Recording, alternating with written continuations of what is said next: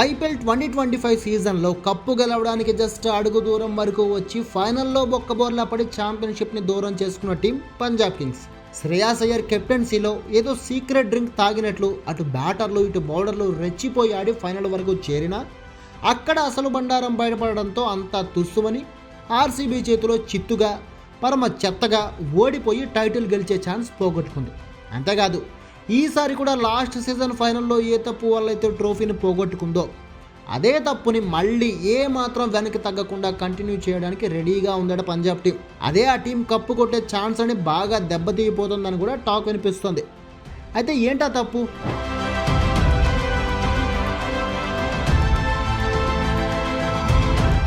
Hi and hello, welcome to KBK sports. IPL 2026కి అంతా ready అయిపోయింది.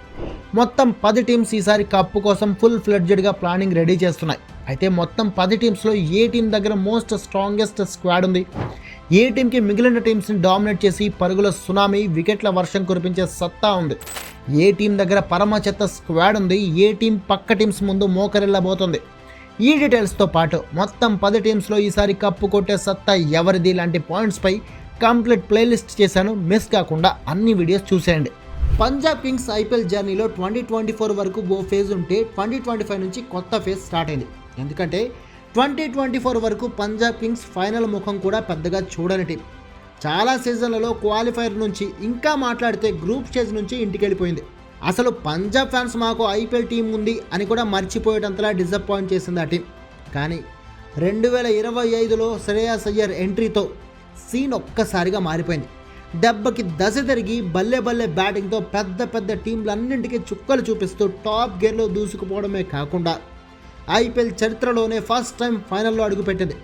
కానీ బ్యాడ్ లక్, ఆఖరిలో బ్యాటర్లు బోల్తా కొట్టడంతో ట్రోఫీకి అడుగు దూరంలో ఆగిపోవాల్సి వచ్చింది. కానీ ఈసారి మాత్రం ఎట్టి పరిస్థితుల్లో ట్రోఫీ కొట్టేయాలనే కసితో బరిలోకి దిగుతోంది పంజాబ్ టీం. కానీ లాస్ట్ సీజన్లో ఏ తప్పు చేసైతే సీజన్ మధ్యలో తడబడిందో, ఫైనల్లో ఆర్సీబీ ముందు పూర్తిగా చతికిలబడి ఓడిపోయిందో, ఆ తప్పు మాత్రం మళ్ళీ ఈ సీజన్లో కూడా కంటిన్యూ చేయడానికి పక్కాగా రెడీ అవుతుంది పంజాబ్. ఆ తప్పేంటో డిస్కస్ చేసే ముందు ఒక్కసారి స్క్వాడ్ సెటప్పై ఫోకస్ చేద్దాం. ఓపెనింగ్లో ప్రియాన్స్ ఆర్య, ప్రభ్సిమ్రన్ సింగ్ జోడీని కంటిన్యూ చేయబోతుంది ఈసారి కూడా. ఆ తర్వాత Shreyas Iyer, Marcus Stoinis, Marco Jansen, Shashank Singh, అంతే బ్యాటింగ్ లైనప్ ఇక్కడితో ఎండ్ అయిపోయింది.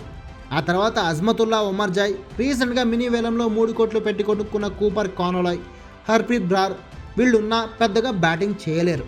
ఇక బౌలింగ్లో పంజాబ్ మెయిన్ పేసర్ హర్షదీప్ ఒక్కడే. అయితే రీసెంట్ హిస్టరీ చూసుకుంటే టీమిండియా తరపున కానీ విజయ్ హజారే ట్రోఫీలో కానీ హర్షదీప్ అంత ఫామ్లో ఉన్నట్లు కనిపించడం లేదు. ఆల్రౌండర్లు స్టోయినిస్, యాన్సెన్ టీంలో ఉండడంతో పేస్ ఆప్షన్ ఫుల్గా ఉన్నట్లే. అయితే బౌలింగ్లో రెండో పేసర్ కూడా, స్ట్రాంగ్ స్పెషలిస్ట్ పేసర్ కూడా కావాలి కదా. దానికోసం ఫెర్గ్యూసన్ని తీసుకోవాలనుకుంటే కానోలాయ్ని పక్కన పెట్టాల్సి వస్తుంది, లేదంటే డొమెస్టిక్ పేసర్తోనే ముందుకు వెళ్లాల్సి ఉంటుంది. ఇక స్పిన్లో మళ్ళీ ఎప్పటిలాగే ఒమర్ జాయ్, చాహల్ పైన డిపెండ్ కావాలి. కానోలాయ్ ఉంటే ప్లస్ అవుతాడు, లేదంటే స్పిన్ డిపార్ట్మెంట్ వీక్ అయ్యే ఛాన్స్ ఉంది. ఈ టీం సెటప్ చూడగానే పంజాబ్ టీంలో ఉన్న పెద్ద ప్రాబ్లం ఏంటో మీలో చాలామందికి ఇప్పటికే అర్థమైపోయి ఉంటుంది. అదేంటంటే T20 మ్యాచ్ అంటేనే బౌలింగ్ బలంగా ఉండడంతో పాటు బ్యాటింగ్ ఎంత డెప్త్గా ఉంటే అంత గెలిచే ఛాన్సులు పెరుగుతాయి.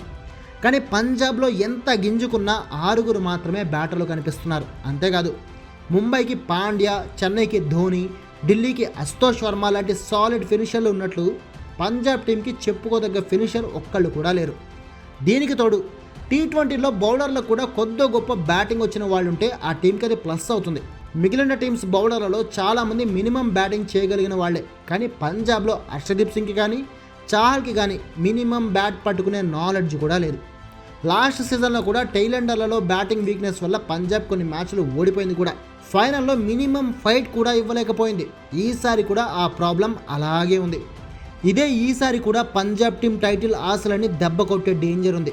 సో నా ఒపీనియన్ ప్రకారం ఈ 2026 సీజన్లో పంజాబ్ టీం టాప్ 5 వరకు వచ్చే ఛాన్స్ ఉంది. అంటే క్వాలిఫైర్స్కి క్వాలిఫై కాకుండానే వెనక్కి వెళ్ళిపోతుందన్నమాట. అలా కాకుండా ఎవరైనా బ్యాటర్ మొత్తం టోర్నీలో రెచ్చిపోతే ఖచ్చితంగా టాప్ 4 చేరే ఛాన్స్ అయితే ఉంటుంది. కానీ అంత రేంజ్ ఉన్న బ్యాటర్ ఎవరనేది ఇప్పుడు చూడాలి. దీనికి తోడు టీంలో అయ్యర్ ఉంటాడా లేదా అనేది ఇప్పటికీ డౌటే.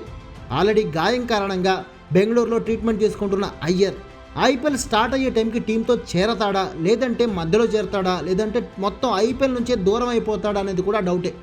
ఒకవేళ అయ్యర్ కనుక టీంలో లేకపోతే ఖచ్చితంగా పంజాబ్ టాప్ 5 కాదు కదా, టాప్ 9లో కూడా రాలేదని చెప్పొచ్చు.